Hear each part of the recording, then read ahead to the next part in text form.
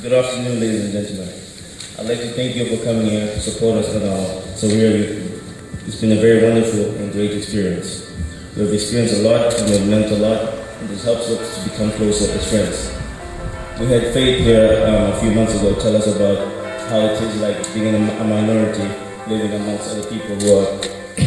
That's one of the things we talked about in that first workshop I had with youth. They felt that their multicultural experience made them more fluent in the way the world worked, and they really wanted to use that to have conversations with other people. So they were talking about like maybe doing community service as a space where you're just doing something together, but then you can start to trust someone and have these conversations about these kind of topics. And so by modeling a sort of society that works, that kind of contradicts the rhetoric about how a multiracial and immigrant society will destroy Finnishness.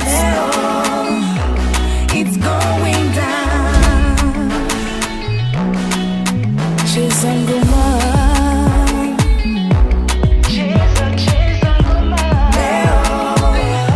So what sort of project could they do? And it might be a combination of arts and education and intervention in that space to kind of then educate people about how do we have a civil society in public shared spaces, stuff like that. So I think arts is one way where they figure out their voice and what their strengths are and where they process what they've gone through. But I think the arts are a springboard to all different ways of interacting, which is why I was really glad they had, the politician here. They had people who are doing, a human rights attorney. They have people who are doing other things. Let us not think that you just have to be pushed into doing entertainment. You use the arts to process your experience and develop your voice and your kind of political agenda. To make that.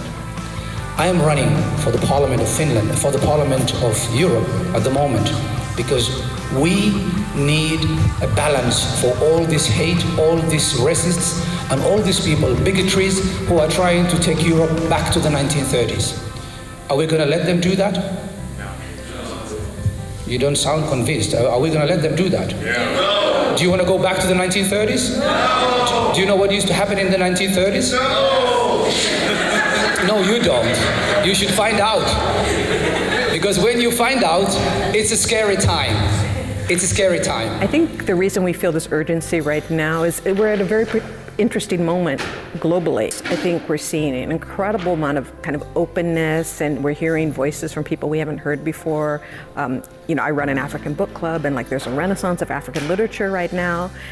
So there are a lot of these exciting things happening, combined with the really terrifying political backlash that we're seeing with the rise of nationalism and anti-immigrant stuff. So it's really hard to keep in our heads, but it seems like this is the key moment where, to stem the tide politically of what's happening, we have to use the arts and we have to use this kind of more complex conversation that the arts have created around identity to really save democracy.